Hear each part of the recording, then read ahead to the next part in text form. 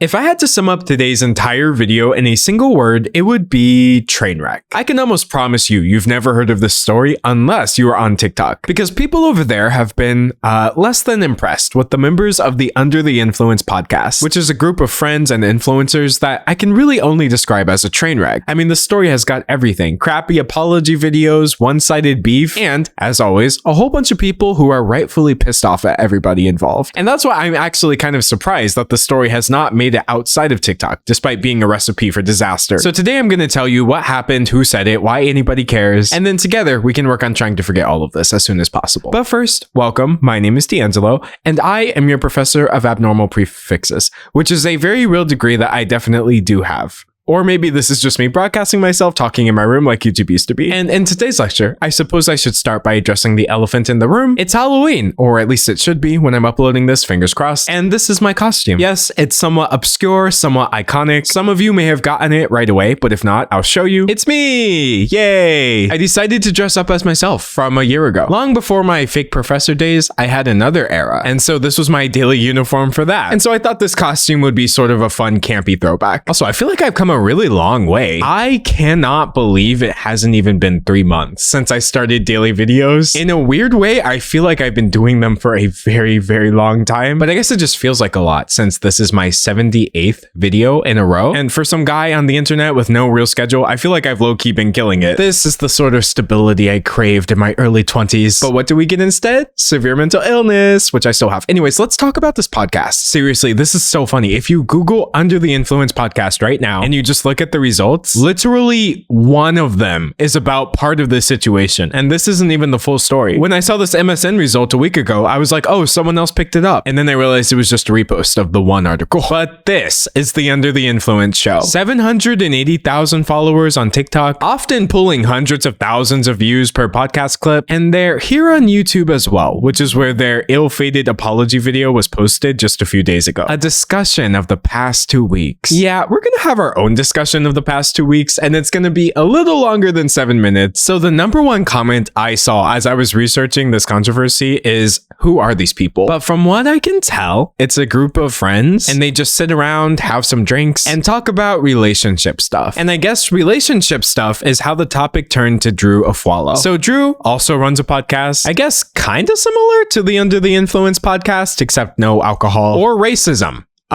She doesn't have the racism either, but Under the Influence has that part covered. So this all starts when they try to hit Drew with the dumbest critique I've ever heard in my entire life. This guy made a video how he's talking about Drew Afualo, how she's literally getting married. And she's like, she's preventing you from getting married. While she's getting married. Yeah, she's telling you to hate all men when she's marrying a man. There's a lot to unpack here. So, I mean, maybe we can start with the insane butchering of the pronunciation of her name. If you're gonna lie about someone on the internet to your audience, you should probably at least try to say their name correctly. Butchering people's names often feels so racially motivated to me. Like, I'm sorry. If you are in the comments and you know what I'm talking about, please back me up so I don't just sound like some insane person ranting because my name is kind of hard to spell for some people. The way that some people have misspelled my name in real life, almost to make a point about how they think it's a ridiculous name. Drew Afualo? Afualo is giving that energy. Like, if Benedict Cumberbatch is somehow within the realm of possibility for you to pronounce, you can most certainly Google Afualo before you bring her up to slander her. Signed, the guy who has to look up everyone's name multiple times when he's making a video, because I can't. If I can do it, you can do it. Anyway, that's the superficial issue. Let's get into the actual problem here. So this guy is accusing Drew of hating men and telling her followers to hate men. TikToker Drew Afualo is calling out misogynists one video at a time. Time magazine. People. Influencer Drew Afualo reveals knee-jerk clapback she uses against misogynists online. I laugh every time. Wired. Drew Afualo will never stop making fun of misogynist men. Yeah, this lady pisses people off. They absolutely despise her. But the only people I have ever seen evidence of her criticizing, making fun of, or laughing at are misogynists. And so it kind of makes you wonder what kind of person would be mad at her existence? As a man, I could care less if Drew Afualo is laughing at men on the internet. She ain't talking about me. Unless she is, in which case, I probably have some work to do. But this is just such a typical response. Guys do this so often where they will take criticisms of misogyny and they'll be like, why do you hate men? Not realizing the misogyny has infiltrated them to the point point where they actually see it as part of their identity that is being attacked. So we've got the mispronunciation of the name. We've got misrepresenting Drew out of discomfort for probably feeling called out by her. And then his main critique is probably the most ridiculous. How dare she marry a man while telling her followers that misogyny is bad? This is quite possibly the most unhinged reason to be mad at somebody in existence. And the implication makes my head spin. Like, sorry news for anyone in my comments who's in a relationship with a man. If you've ever criticized a man at any point, you have to dump your husband or boyfriend immediately. I don't make the rules. And I guess these guys think they do. Whatever the red pill version of a man is, she is the red pill version of a female. To sit there and say that with your whole chest is absurd. There is no red pill equivalent for women. Can I just point that out? I'm not even trying to be woke here. I'm just being obvious. Society would never allow that to happen. This whole idea of the red pill and the way women are treated like objects is based on the patriarchy. We would really have to rewrite society before we could ever get to the point where there's a red pill for women. But you know what? Let's say there was. It's not gonna be Drew with her podcast, literally just minding her own business and also minding the business of these weird dudes that she's always calling out. Like, this does not equal that. Like, if there was a manufacturer of red pill men, she'd be in the top 5. Yeah. Like, that's what I feel like people don't realize is like, and it goes for both ends. I feel like fem cells get created from like fresh and fit. To Drew's list of sins, which include dating a man and calling out misogyny, we can now add being the top 5 manufacturer of misogyny. I swear to God that like red pill podcasts and everybody who runs them are in a different timeline. Like, this is a form of being terminally online. It's funny, I don't usually see that term applied to people like this. People will call you terminally online for having pronouns, having internet-based interests, knowing anything about a celebrity ever. But this is actually the level of chronic onlineness that results in utter brain rot. You have to be in a complete echo chamber if you are seriously listening to these podcasts and thinking, wow, these guys are making so much sense. These guys are so stupid. Also, fun fact, this isn't even the main controversy that people are mad at them for. This is like the pre-controversy. Stop getting your relationship advice from, I guess that's us. Stop getting your relationship advice from people online. Do you see that brief glimmer of self-awareness that just instantly evaporated? If only people didn't get their relationship advice from people online, we wouldn't have this podcast epidemic. Anyway, this is a repost because they deleted their original video. And I'm sorry, the comments are so funny. I know who Drew a follow is, but who are these people? To be so irrelevant that this is the top comment is incredible. Anyway, you have married women chiming in to say Drew has never said not to get married. They obviously do not watch her videos. People who say this clearly haven't watched her. And this is actually the most poignant comment. They just kept going. This is the thread that's going to tie this entire thing together. The Under the Influence podcast has no sense of when to stop, no boundaries. They just enable each other to say the dumbest takes known to man and women, actually, because the ladies on this podcast are about to make equally stupid statements. Anyway, Drew's response was incredible. She just wore an amazing dress and laughed at them. Me, literally every single time I find out awful men are talking about me online. Yeah, unfortunately, I didn't see your podcast that gets no views. My bad. The funniest part about that clip is what they're saying I said. She tells women to hate all men and never get married. I have never said that. And thus, Drew proceeded to drag them, just like all the other weirdos she's been doing her entire career. I really am fascinated with this idea of like genuinely being more upset with Drew than the people she's talking about. That level of cognitive dissonance needs to be studied, in my opinion. But anyway, because that Drew follow situation happened and there were so many eyes on these people started listening to some of the other things they were saying on their podcast, and dear God, there are levels to this, clearly. Just a quick forewarning, the only thing that matches the level of racism in this clip is how vulgar and gross it is. Yeah, I'm gonna say something kind of wild, but it's because I saw it somewhere. I don't know if we might have to cut it out, but anyways, someone said that the reason why some girls is tighter than others, they said that it's because like ethnicity wise, like black men have, are known to have larger, so therefore the women have, that makes sense, bigger holes. This story literally always goes the same way. A bunch of people sit in a room, bring up black women unprompted, and then say some crazy whacked out stuff about them, and then it goes completely unchecked until it comes up later. This commenter said they love black women. They wake up with us on their mind. Leave us alone. Sad and ignorant. Just say you're intimidated by and obsessed with black women. I'm literally exhausted by this discourse,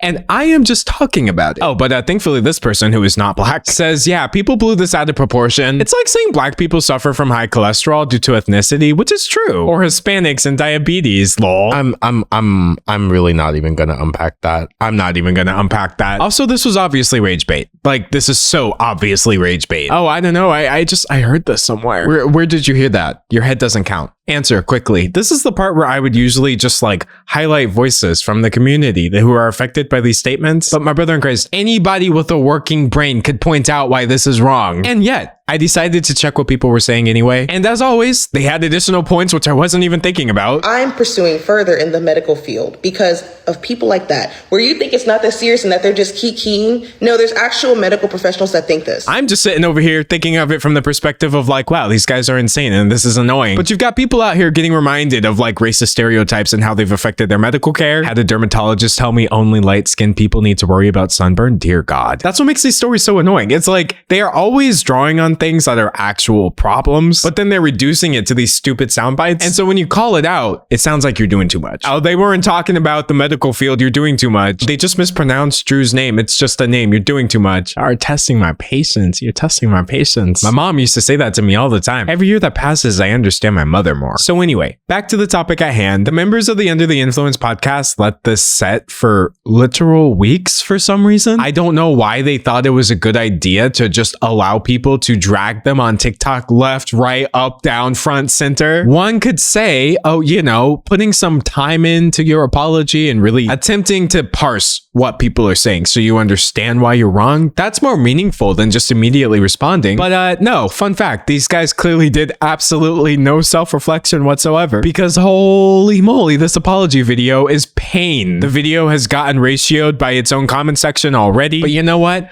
Let's hear them out. So we wanted to take some time, of course, to really digest everything that was being said. Narrator, but they did not, in fact, properly digest what was said. I specifically want to address a young woman. She made this TikTok about her domestic abuse experience in Korea, and I commented on it. So you may have noticed I didn't even talk about that. I actually just zoned in on the biggest thing that they were catching flack for, because I have to be honest, the idea of going back and picking out every single offensive thing that these people have done, I just don't feel like sorting through all of that. But I mean, using your imagination, it's not hard to guess how people sitting around being misogynist would then also lead to podcast members leaving victim blaming comments on other people's TikToks. The fact is that people are harmed by it. Like I truly am sorry. Like when I watch back at how many people were offended. So honestly, the apology was starting off kind of mid, but never forget, they just keep going. It's very hard to make a statement right away on something when there's a lot of noise and also obviously a lot of other things being brought up from the past.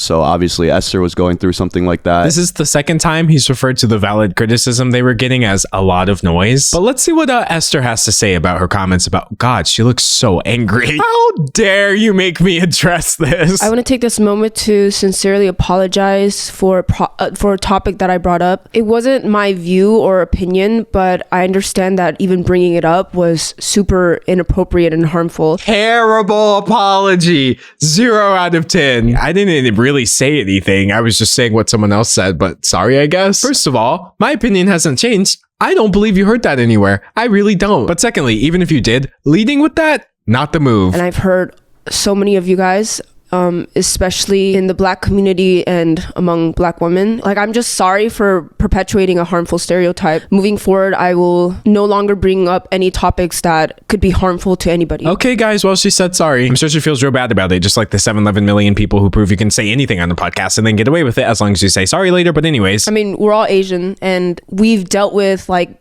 pretty hateful like stereotypes as well, and I should have known better because I've been hurt by those too, you know? Well, she brought it up, so let's talk about it. They are all Asian. But honestly, for me, that didn't really complicate the story much because only Black people are affected by anti-Blackness. Anybody can join in, perpetuate it, and then experience no real repercussions. So I truly, truly apologize for that. Like, it wasn't my intention to hurt anyone, but I understand that intentions don't matter when the impact was so hurtful. The average apology video is starting to sound like a checklist. I'm really sorry, even though it wasn't really my intention to harm anybody, but also my intentions don't matter because people were offended. So obviously I did something wrong. So I would really like to apologize to that community of people who I did something wrong to because I was really centering their voices and like listening to their feedback. Like, real talk, I think I'm getting kind of tired of people saying, oh, my intentions don't matter. It was very groundbreaking. The first time I heard it in an apology, I actually wanted to clap. Yes, an acknowledgement of impact versus intent. I feel like that used to be a thing that you only caught on to if you actually understood it. But now that language has been co-opted by any random person on the internet because we've all heard it so many times that even people who don't actually believe this will still say it. I'm not saying that she's not sorry. I'm just wondering what my reaction is supposed to be upon hearing this for the 57,000th time. What we can do is try to make the changes going forward.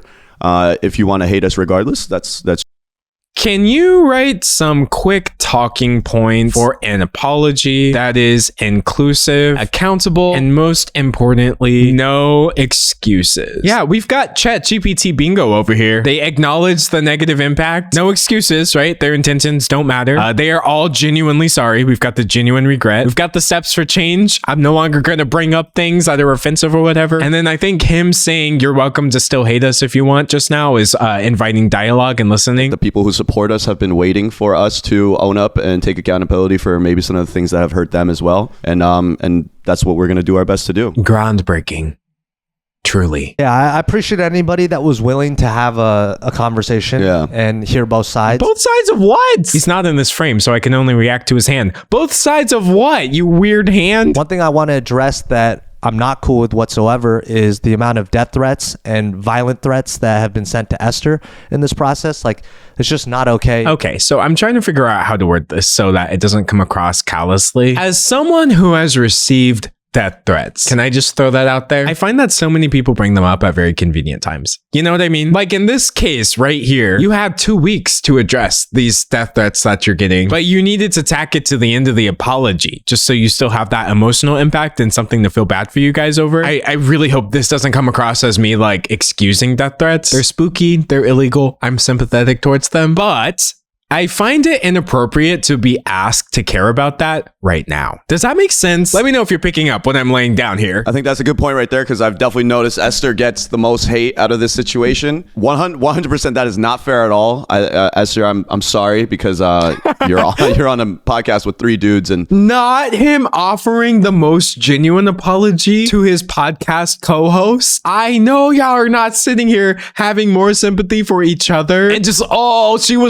was waiting for it this whole podcast. I'm sorry if it sounds like I'm sitting here trying to perform like a whacked out body language analysis. I'm just using my eyes to read the expression on her face. This smirk is honestly wild to me, bro. It's wild to me. She's sitting here like, period. Eat the haters up, boo. It's a wrap. Get out of here. Y'all are so corny. I know it can get hard to jump in or hard to say anything, and the fact that you're getting hate over that is it upsets all of us, obviously, but yeah. Y'all got me dead. Y'all got me dead. This was the real point of the video, wasn't it? Forget an apology. Y'all are so mad that you got called out. Y'all are never going to convince me these people are actually sorry. I'm so sorry. Y'all are not going to convince me of this. When dudes get into a flow of things, they start to like, just ramble on. I want to frame the way this video makes me feel. This is such an elevated experience for me. Actually, this is very transformative. I think we can all be better at that, to be honest, though. Yeah, don't think we didn't know you over there complicit in all of this. We weren't finna let you slide. Thank you to everyone who has been waiting for us to speak up on this and who has been holding us accountable, especially in a respectful manner. Oh, guys, do we have to be respectful? It's 2024. I don't know. I feel like Drew is kind of inspiring me. Can I distract them a little bit? Can I be a little bit uncivil for once? Mr. I tattooed an earring behind my earring. You know what? I am gonna say it. I think you have to go out of your way to look as dumb as you sound when you were working with this few brain cells. But y'all put in the effort. Congratulations. Out here looking like Second Life mods. What do you mean? Anyway, that wasn't nice.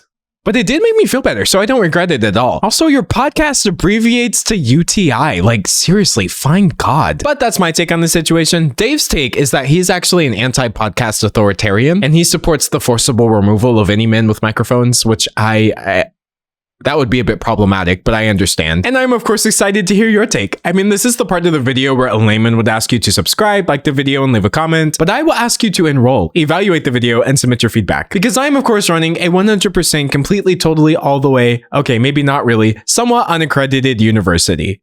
Probably. Just ask anybody in the student body and they'll confirm it for you. We're totally legit. And as for me, whether you'll see me in 24 hours or 24 months is honestly anyone's guess. But until then, thanks for watching. Your homework for today is to not start a podcast. Do not do it.